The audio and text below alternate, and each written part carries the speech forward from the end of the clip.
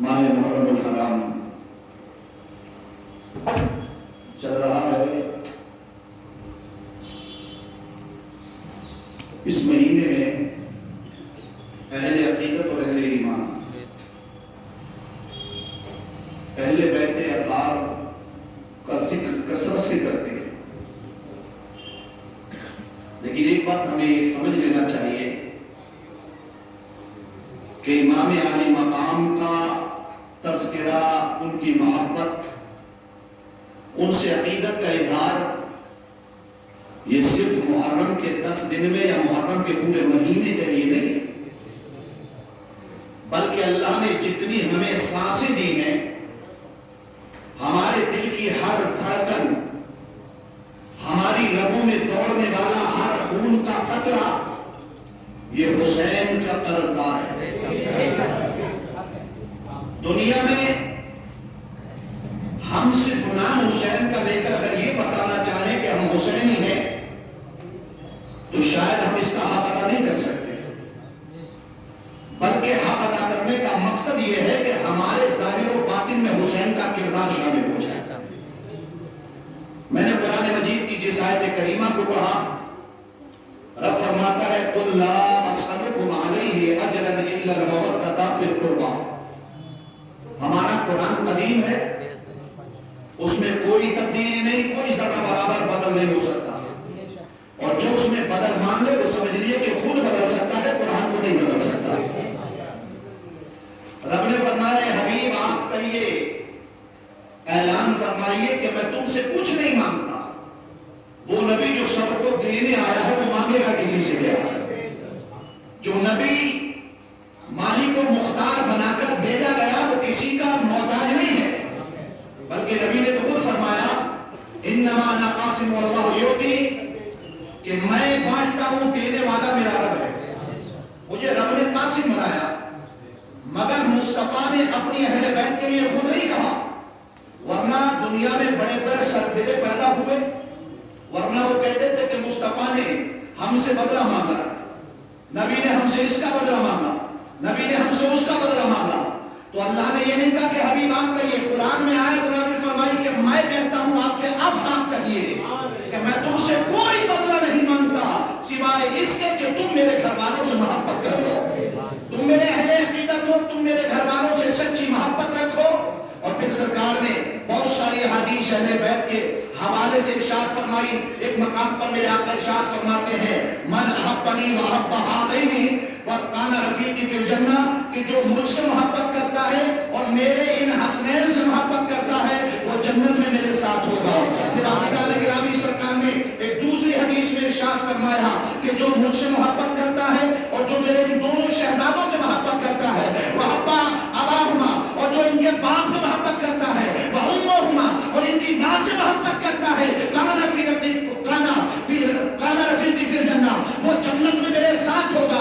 عزیزان گرامی سرکار نے فرمایا جنت میں ایک ہی درجے میں ہوں گے۔ حضرات محترم، اہل بیت اطہار کی عقیدت، ان کی محبت ہم جتنی بیان کریں ہماری اوقات نہیں کہ ہم مقام اہل بیت کو بیان کر سکیں۔ ساری دنیا مل کر فضائل حسنین کو بیان کرے، فضائل علی کو بیان کرے، فضائل فاطمہ کو بیان کرے تو دنیا ختم ہو سکتی ہے، مگر ان کا کما حق کا وہ ذکر نہیں ہو سکتا ہے۔ عزیزان گرامی مثال کے طور پر میں اس بات کو بار بار بتاتا ہوں کہ یہ قرآن مصطفیٰ کی شان میں نازل ہوا۔ عزیزان گرامی پورا قرآن مصطفیٰ کی تعریف ہے۔ لوگوں نے اس پر بھی اعتراض کیا کہ جب نبی کی تعریف کرنا تھی تو موسیٰ کا ذکر کیوں آیا؟ جب نبی کے لیے کتاب ہدایت ساری امت کے لیے آئی تو عیسیٰ کا تذکرہ کیوں ہوا؟ جب یہ کتاب ہدایت ہے تو صالح کی انگلی کا ذکر کیوں ہو رہا ہے؟ اگر یہ کتاب ہدایت ہے تو یوسف و یعقوب کا ذکر کیوں ہو رہا ہے؟ میں نے کہا وہ اس لیے ہو رہا ہے تاکہ تم ان کے کمالات کو بھی دیکھو، اور جب ان کے کمالات تم دیکھ چکو تو پھر اللہ نے اپنے حبیب کے کمال بتائے کہ حضرت یوسف کا حسن الگ ہے مگر میرے حبیب کی ملاحت الگ ہے، حضرت موسیٰ کا کمال الگ ہے مگر میرے نبی کا کمال الگ ہے، حضرت حسن یوسف الگ ہے، عیسیٰ کا کمال الگ ہے مگر نبی کے دونوں کا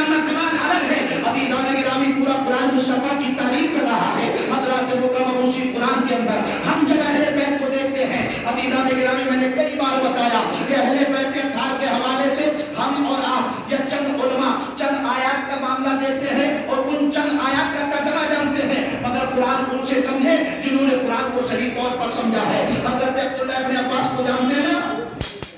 جانتے ہیں؟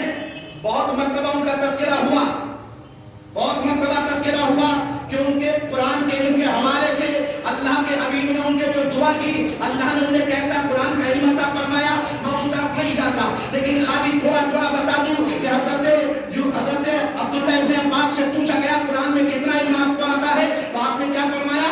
لو کان عقاد بعیر لوجدتہ فی القرآن، کہ مجھے اللہ نے قرآن میں اتنا علم دیا ہے کہ اگر میرے اونٹ باندھنے کی رسی کہیں غائب ہو جاتی ہے تو میں اسے بھی اللہ کے قرآن میں تلاش کر لیتا ہوں. ابھی گانے گرامی ابو عبداللہ ابن عباس سے ہم پوچھتے ہیں کہ آپ نے قرآن کو اتنا سمجھا ہے تو اہل بیت کو قرآن میں کیسے دیکھا؟ حضرت عبداللہ ابن عباس کہتے ہیں پورا قرآن اللہ نے اہل بیت و رسول کے لیے نازل فرمایا، مگر 300 سے زیادہ آیتیں قرآن میں اللہ نے ایسی نازل فرمائی ہیں جو صرف اہل بیت کے فضائل کو بیان کرتی ہے، اہل بیت کے مرتبوں کو بیان کرتی ہے. ابھی گانے گرامی وہ اہل بیت اطہار ہے جن سے ہمیں عقیدت کا ہمیں اظہار کرتے ہیں اور ہم محبت کرتے ہیں، اس لیے کہ ہمارے ایمان کا دار و مدار ہی اہل بیت کی محبت پر ہے. نعرہ تکبیر، نعرہ رسالت، نعرہ حیدری، عظمت اہل بیت، عظمت اہل بیت. اہل بیت اطہار کی عقیدت میں آپ کو بتاؤں کہ اہل بیت کا تذکرہ کرنا یقیناً محبت کی پہچان ہے. محبوب کے تذکرے محبین ہی کرتے ہیں، اور جس کو محبوب کے تذکرے سے چڑ ہو پھر وہ یہ کہے کہ مجھے ان سے محبت ہے تو پھر یہ غلط دعویٰ ہے. کیوں؟ اس لیے کہ آپ جسے فالو کرتے ہیں، آپ کے دل میں جس کے لیے عشق کی یہ چنگاری پھوٹی ہے، اس کا تذکرہ آپ کو برا لگے گا کہ اچھا لگے گا؟ اس کا تذکرہ چاہے جس انداز سے ہو، ہم جب سنیں گے تو ہمارے دل کے اندر ایک عجیب کیفیت پیدا ہوگی. اس لیے کہ آدمی کی ایک خواہش ہے جس سے محبت ہوتی ہے، جب اس کا تذکرہ ہوتا ہے تو پھر دنیا سے بے خبر ہو کر وہ اپنے محبوب کے تصور میں ڈوب کر اس کا تذکرہ سماعت کرتا ہے. ابھی گانے گرامی اہل بیت اطہار کا عشق ہمارے لیے جان ایمان ہے، ایمان کی سلامتی کا ذریعہ ہے. مگر حضرات محترم، اہل بیت اطہار کی اس محبت کا حق ہم بنا کے نکال کے نہیں ادا کر سکتے. یہ محرم کے 10 دن آتے چاند نکلا، لوگوں کو حسین کی یاد آنے لگی، لوگ کہنے لگے ہمیں حسین سے محبت ہے. میں نے کہا آپ کی محبت ہوگی ٹھیک ہے، میں مانتا ہوں، مگر حب حسین یہ نہیں ہے کہ جو چیزیں غلط ہوں، جو نبی کونین کے دین میں شامل نہ ہو، اگر وہ چیزیں ہمارے اندر داخل ہوتی ہیں تو یہ حسین کی محبت نہیں ہے، بلکہ حسین کی ذات کے ساتھ ایک کھلواڑ ہو جاتا ہے. ابھی گانے گرامی جب محرم کا مہینہ آیا، لوگوں نے طرح کی بہت ساری خرافات شامل کر دی. آج لوگ ایک اعتراض کرتے ہیں کہ اعلیٰ حضرت نے تعزیہ داری کو حرام کہا. میں تو اعلیٰ حضرت نے تعزیہ داری کو حرام نہیں کہا، بلکہ اعلیٰ حضرت نے اس چیز کو حرام کہا ہے جو تعزیہ داری کے نام پر اسلام میں خرافات کے طور پر داخل ہو گئی ہے. ابھی گانے گرامی میں آپ سے ایک سوال پوچھنا چاہتا ہوں، ذرا دل پر ہاتھ رکھ کر کے پوچھیں. مثال کے طور پر وہ سامنے 2 فلیکسیاں لگی ہیں، کیا ہے وہ بتائیے؟ ایک میں روضہ رسول ہے اور ایک میں بیت اللہ شریف ہے. اسے دیکھ کر دل کو سکون ہوتا ہے؟ ہوتا ہے کہ نہیں ہوتا ہے؟ لیکن میں نے کہا اگر اس کو آپ پکڑ کر کے ایسے کہ یا اللہ میں تیرے گھر میں بیٹھا ہوں تو میری توبہ کو قبول فرما لے، کیا ہو جائے گی؟ بولیے کیوں؟ اس لیے کہ وہ حقیقی بیت اللہ شریف نہیں ہے، وہ بیت اللہ شریف کی ایک شبیہ ہے. مدینہ شریف گنبد خضرا نہیں ہے. مدینہ وہ ہے، گنبد خضرا وہ ہے جہاں 1,40,000 فرشتے ہر روز سلام کرنے کے لیے بارگاہ مصطفیٰ میں حاضر ہوتے ہیں. ابھی گانے گرامی اگر اس کو دیکھ کر عاشقوں کے دل کو سکون ملتا ہے، الحمدللہ. جب سے یہ لگی ہے میں سمجھتا ہوں کئی 100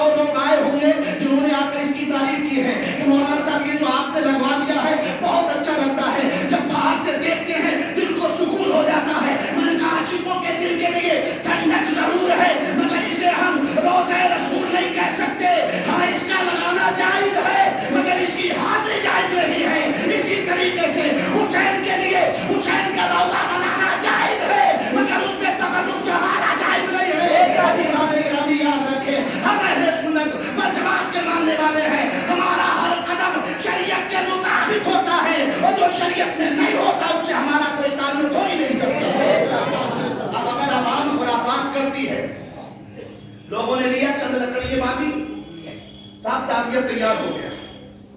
اعلیٰ حضرت نے بھی فرمایا کہ آپ بالکل حسین کا روضہ بنائیں جیسے خانہ کعبہ کو لگاتے ہیں, مدینے کو لگاتے ہیں, حسین کا روضہ بھی لگا دیں. عاشقوں کے لیے دل کی تسکین ہے. ہم کربلا نہیں جا پاتے, دور سے دیکھتے ہیں دل کو سکون ہوتا ہے نا. ہر بندہ مدینے نہیں جاتا, اللہ تعالیٰ سب کو دکھائے, سب کو دکھائے. لیکن جو نہیں جا پاتا جب یہاں دیکھتا کہتا کاش ایک بار میں جا کر وہاں دیکھ لیتا, ہے کہ نہیں؟ دل میں تڑپ ہوتی ہے. میں کہا روضہ حسین بھی لگا دیجیے, لیکن حسین کا روضہ جیسا ہے ویسا بنائیے, گھر میں رکھ لیجیے, اس کی زیارت کیجیے.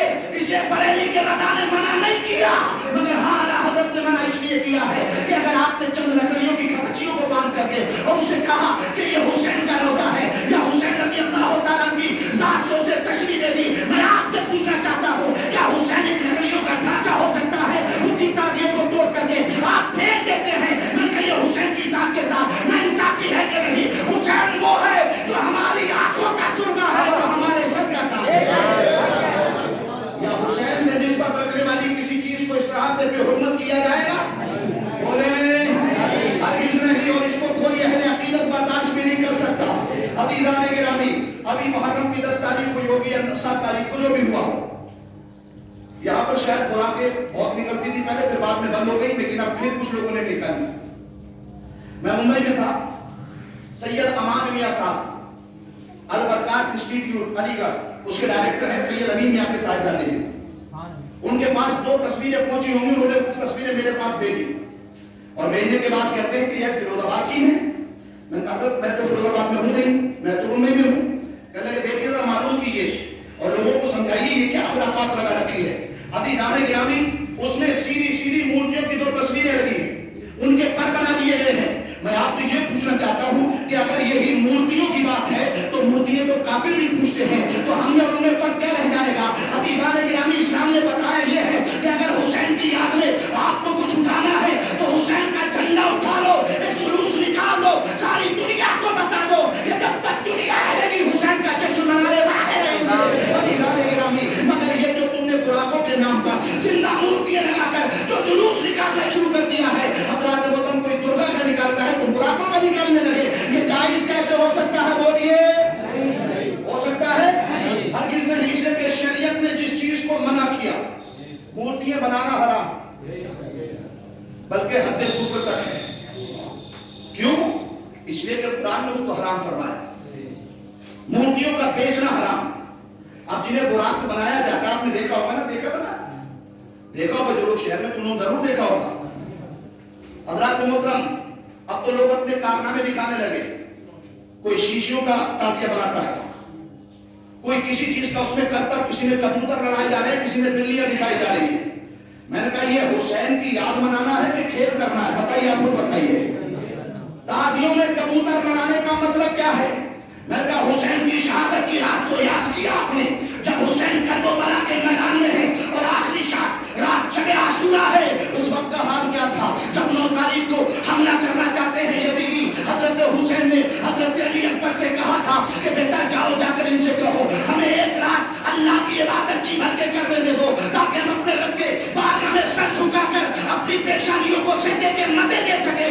ابھی دانے گرامی, آج ہمارا کیا حال ہے؟ میں نے جب انہوں نے رات کے لیے مہلت دی ہے, پیارا حسین نے ساری رات سجدے میں سر گزار دیا ہے. حضرات محترم, پورے خیمے والے اللہ کی عبادت میں مشغول ہے. کوئی قرآن کی تلاوت کر رہا ہے, کوئی نوافل پڑھ رہا ہے, کوئی تسبیح پڑھ رہا ہے, کوئی درود پڑھ رہا ہے. ابھی دانے گرامی ساری رات عبادت ہو رہی ہے. اور آج ہمارا کیا حال ہے؟ حسین کے نام پر اور دھاندلی کرنے والوں, تم رات بھر حرام خوری کرتے ہو, رات بھر چھینے بازی کرتے ہو, اور اس کے بعد کہتے ہو کہ ہم حسینی ہیں. میں کہتے ہیں قیامت کے دن اگر حسین نے اسی کے بارے میں سوال کر دیا تو جواب دینے والا کون ہوگا؟ حسین پوچھیں گے میں نے کربلا میں سر اس لیے نہیں دیا تھا کہ تو حرام کاری کو زندہ کر دے. ہے کوئی جواب ہمارے پاس؟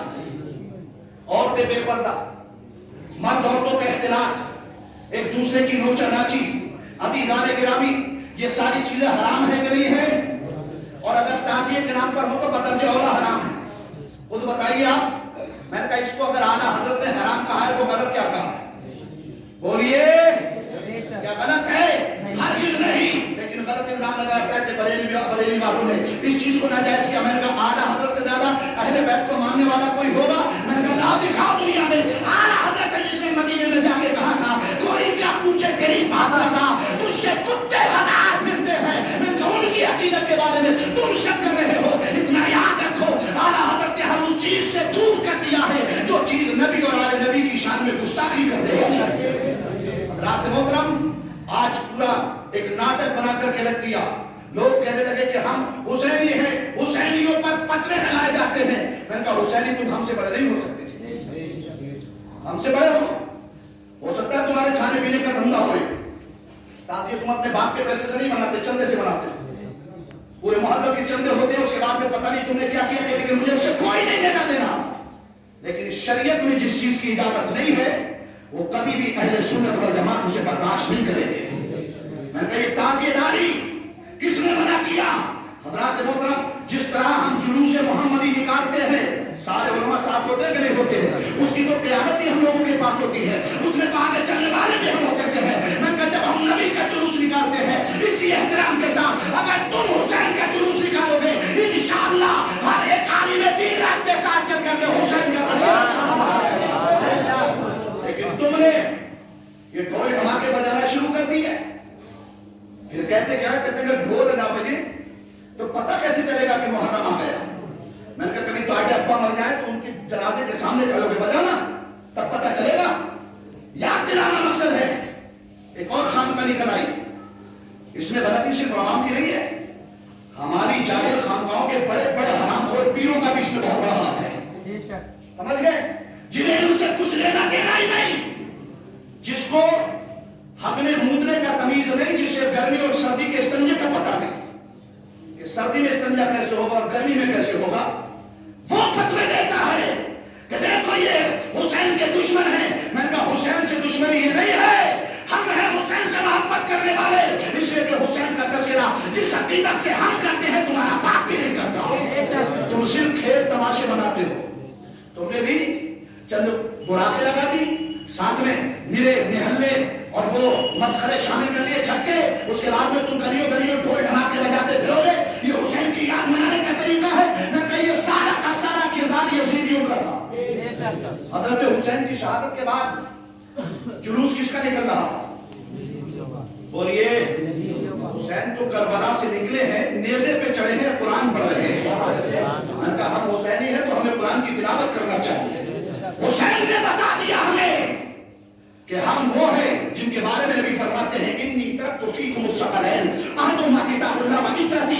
नबी फरमाते हैं हुजूर ने खुतबा हज्जतुल वदा में इरशाद फरमाया था ऐ लोगों मैं तुम्हारे दरमियान दो भारी चीजें छोड़ रहा हूं, जो इन दोनों को पकड़ के रखेगा वो मुझसे हौज़े कौसर पे मुलाकात करेगा। हुजूर फरमाते हैं अहदुहुमा किताबुल्लाह, उसमें से पहला कुरान है, दूसरे मेरे अहले बैत है। ये एक दूसरे से भी जुड़ा नहीं होंगे और जो इनको पकड़ के रखेगा वो कभी मुझसे भी जुड़ा नहीं हो सकता। मैंने कहा करबो बना में हुसैन ने वो करके दिखा दिया। हुसैन का सर कट गया, जिस्म के टुकड़े टुकड़े हो गए मेरे इमाम के, मगर हुसैन के सर को जब नेज़े पे चढ़ा दिया गया और जब कूफे में हुसैन का सर घुमाया जा रहा है, सारी दुनिया देख रही है मेरा हुसैन नेज़े पे चढ़ के भी कुरान सुना रहा है, कुरान पढ़ रहे हुसैन।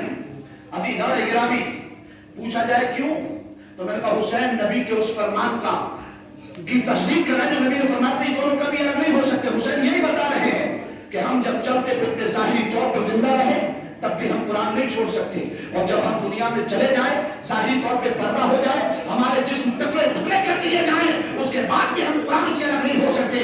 अभी दाने गिरामी मैं आपसे पूछना चाहता हूँ कि जितने मस्करे ढोल बजाते हैं 9-10 तारीख को, क्या इनमें से कोई ऐसा है जिसने एक मरतबा सूरह इखलास पढ़ के हुसैन के लिए इशारे सवाब किया हो?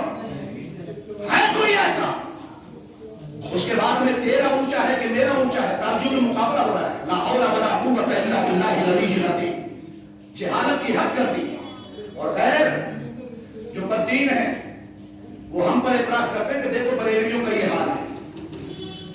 मैंने कहा बरेलियों का हाल नहीं है, बरेली से ज्यादा तो सीधा मसलक ही कोई नहीं है, जिसने कभी किसी गलत चीज को अपने अंदर बर्दाश्त ही नहीं किया। और आज आला हजरत से मुखालिफत का मतलब भी यही है कि आला हजरत ने जब अपना फतवा दिया तो जाहिल पीरों की पूंछ पे पैर रख दिया। समझ गए? जिनके पास कुछ नहीं था उनकी पूंछों पे पैर रख गया आला हजरत के फतवे से, इसलिए दिल मिलाने लगे। हर बंदा खड़ा हुआ तो आला हजरत के खिलाफ बोलने लगा। मैंने कहा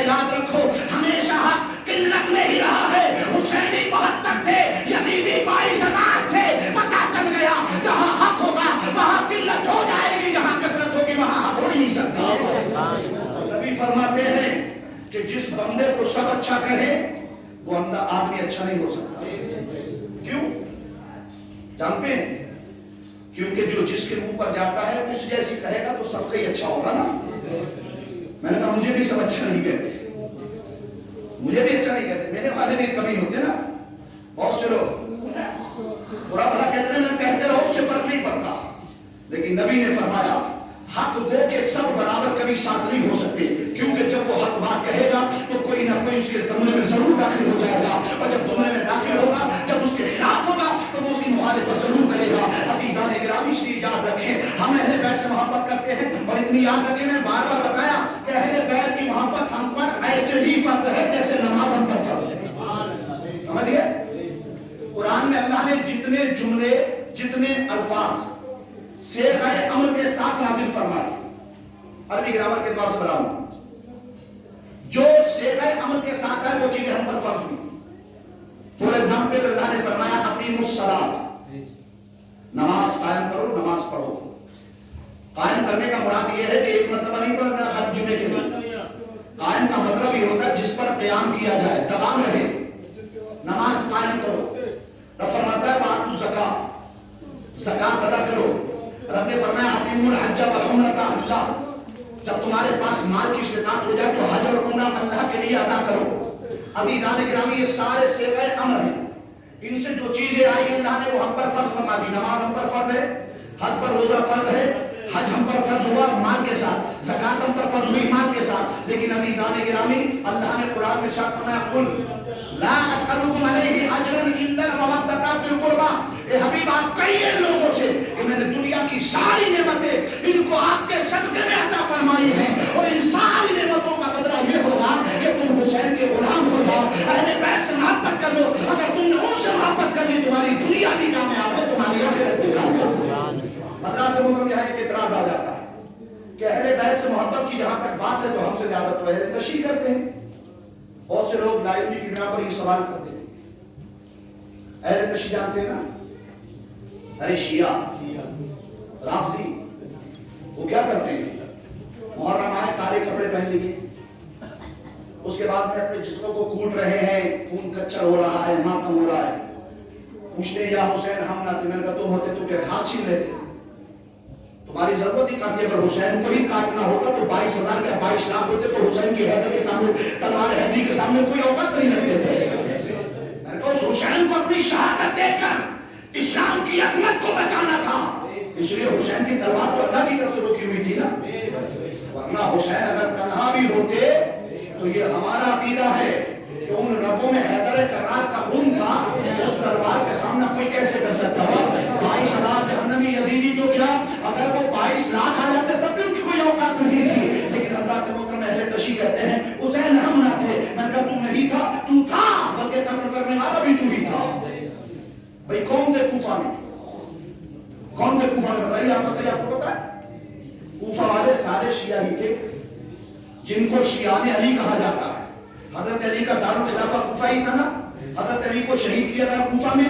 وہی لوگ حضرت علی کے ماننے والے ہی تھے جنہوں نے حسین کو خط دے کر کے بلایا, اور جب حسین آ گئے تو جنہوں نے خط دیے تھے دیکھا کہ وہ یزید کے لشکر میں کھڑے ہوئے ہیں. عزیزان گرامی میں نے کہا تم ہی لوگ تھے نا جنہوں نے دعوے کیے تھے کہ حسین ہم آپ کے شیعہ ہیں, ہم آپ کے باپ کے شیعہ ہیں, ہم آپ کے لیے آپ کا انتظار کر رہے ہیں. اور جب حسین آئے ہیں تو دیکھا کہ ان کے ہاتھوں میں تلواریں ہیں اور ہمارے ساتھ کے لشکر میں کھڑے ہیں. میں نے کہا حسین کو شہید کرنے والا کوئی نہیں, آج کالے پیلے کپڑے پہننے سے یہ داغ دھل نہیں سکتا, بلکہ حسین کا قتل کرنے والے جتنے بھی تھے کوفہ والے وہ سارے کے سارے شیعہ ہی تھے. محترم لیکن اتنا یاد رکھیں حضور نے فرمایا جو دونوں کو پکڑ کے رکھے گا, کسے کسے, اہل بیت اور قرآن, اہل بیت اور قرآن. اب ہم دیکھتے ہیں شیعہ حضرات کا عقیدہ. میں تنقید نہیں کر رہا, میں آپ کو صحیح وہ باتیں بتا رہا ہوں جو ہمارے لیے ضروری ہے. دنیا بھر کے الزامات وہ اہل بیت اطہار کے حوالے سے نکال کر کے صحابہ پر لگاتے ہیں, 4 یار پر لگاتے ہیں, ان تینوں خلیفہ پر بہت سارے اعتراض کو لگاتے ہیں. ایک سوال پچھلے سال آیا تھا, اس کا جواب بھی میں نے آپ کے سامنے دیا تھا.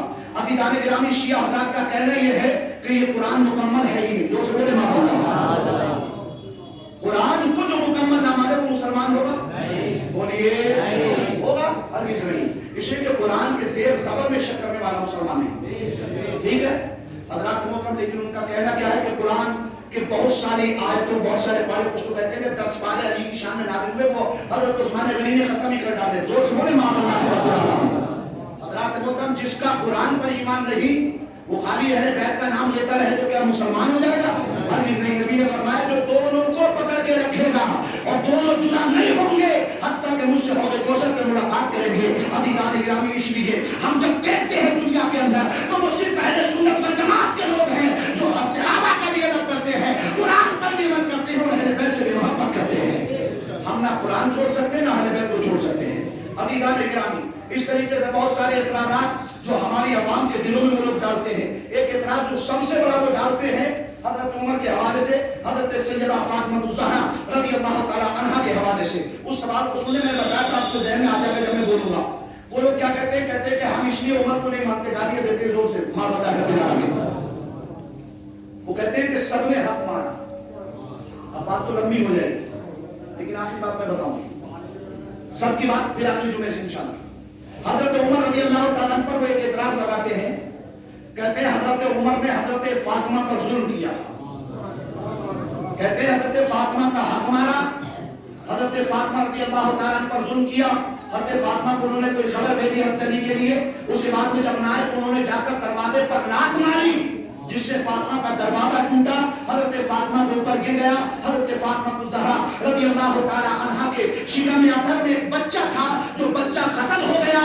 ابھی جانے گرامی یہ شیعہ کا اعتراض ہے. اب ذرا تاریخ کے حوالے سے جھانک کر کے دیکھ لیں. حضرات میں آپ سے پوچھنا چاہتا ہوں کہ حضور کا وصال کب ہوا؟ کب ہوا؟ 10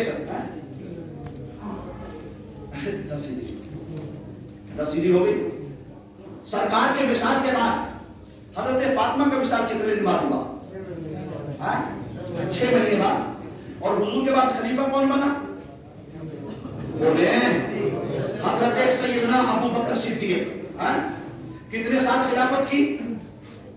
2 سال 4 مہینے کچھ دن. ٹھیک ہے, کتنے دن؟ اب حضرت فاطمہ کا وصال تو پہلے ہی ہو گیا نا 6 مہینے بعد. اب اس کے بعد حضرت عمر خلیفہ بنتے ہیں. اب عمر کی خلافت کا دور آیا. حضرت فاطمہ کو وصال کیے ہوئے تقریباً 1.5 سال سے زمانہ گزر چکا ہے. اب ان اندھوں سے یہ پوچھا جائے کہ بے اندھو تمہیں یہ تو دیکھنا چاہیے تھا کہ تم نے کہا کہ عمر نے اپنے دور خلافت میں حضرت فاطمہ کے دروازے کو توڑوایا, ان پر ظلم کیا, ان کے دروازے پر ناظمان کا دروازہ توڑ دیا. میں کہا یہ دیکھو کہ حضرت سیدنا فاطمہ الزہرا رضی اللہ تعالیٰ عنہ کا وصال ہی حضرت عمر ابو بکر کی خلافت میں ہو گیا. حضرت عمر جب خلیفہ بنے تو سیدہ فاطمہ دنیا میں ظاہری طور پر تھی نہیں. تو پھر یہ بتائیے کہ حضرت عمر نے دروازہ کہاں سے توڑا؟ حضرت فاطمہ پر کب سے دروازہ گر گیا؟ ابھی جانے گرامی مگر جب ہمیں علم نہیں ہوتا تو لوگ ہمیں پیدا کر کے دیتے ہیں کہ سیدہ فاطمہ پر جس نے لاکھ مار کے دروازہ گرایا ہوگا وہ کبھی نبی کا وفادار نہیں ہوتا. لیکن تاریخ کے حوالے سے پتہ یہ چلتا ہے کہ ابھی جانے گرامی یہ سیدھے جھوٹ جو اہل بیت اطہار کے حوالے سے دکھانے کے بعد صحابہ پر لگاتے ہیں. یہ پورا کا پورا صحابہ سے ان کا ایک دور طریقے کا عداوت ہے جو صحابہ کرام رضوان اللہ تعالیٰ علیہ اجمعین سے ان کے دلوں میں ہوتی ہے. ابھی جانے گرامی اب بات سمجھ میں آ چکی ہوگی کہ جب حضرت عمر خلیفہ بنے ہیں تو سیدہ فاطمہ تو ظاہری طور پر تھی نہیں. جب تھی نہیں تو دروازہ کہاں سے گرا؟ لات کہاں سے ماری؟ آپ کے شکم اطہر کا بچہ کہاں سے ختم ہو گیا؟ لیکن ابھی دان گرامی یہ ساری چیزیں جب آپ جواب دے سکتے ہیں جب آپ کو اس چیز کا علم ہوگا. حضرات محترم اس لیے ہمیں چاہیے کہ ہم پہلے بیت اطہار کی تاریخ کو پڑھیں, صحابہ کی تاریخ کو پڑھیں. ہم سارے کے سارے اہل بیت کے بھی وفادار ہیں اور صحابہ کے بھی وفادار ہیں. اعلیٰ حضرت کا وہ شعر جو آپ کو بھی یاد ہے, فرماتے ہیں اہل سنت کا ہے بیڑا پار کے اصحاب حضور نجم ہے اور ناؤ ہے عطرت رسول اللہ کی. حضرات محترم کسی صحابی کی گستاخی بھی نہیں کریں گے, ہم اہل بیت اطہار میں سے کسی کی گستاخی نہیں کریں گے. اس لیے کہ جب ہم دونوں کو پکڑ کے چلیں گے تب اللہ تبارک و تعالیٰ ہمارے ایمان کو سلامت رکھے گا. اور جہاں ہم ایک دوسرے سے الگ ہوئے تو اللہ تبارک و تعالیٰ ہمیں اپنے حفظ و امان میں رکھے. اس بدعقیدگی سے جو بدعقیدگیاں دنیا کے اندر پھیلائی جا رہی ہے حضرات محترم, اس لیے میں آپ کو بتانا یہ چاہوں گا کہ جس طریقے سے آج لوگ اپنے آپ کو حسینی بتاتے ہیں, ناچتے ہیں, گاتے ہیں, ڈھول بجاتے ہیں, براتے چل رہی ہے, یہ اسلام کے طریقے میں کبھی ہو ہی نہیں سکتا. اور بھی جاہل کہتے کیا ہیں؟ کہتے ہیں اگر ڈھول نہ کرے نہ بجائے تو حسین کی محرم کا پتہ کیسے چلے گا؟ ان کا جاہل ذکر مٹ جائے گا. جن کی پاکی کا قرآن پاک کرتا ہے بیان. آیت تطہیر سے ظاہر ہے شان اہل بیت. یعنی قرآن جن کی تعریف کر رہا ہے ان کے ذکر کو تیرے کرنے کی ضرورت نہیں ہے. ان کا ذکر کرنے کے لیے اللہ کے بے شمار فرشتے موجود ہیں.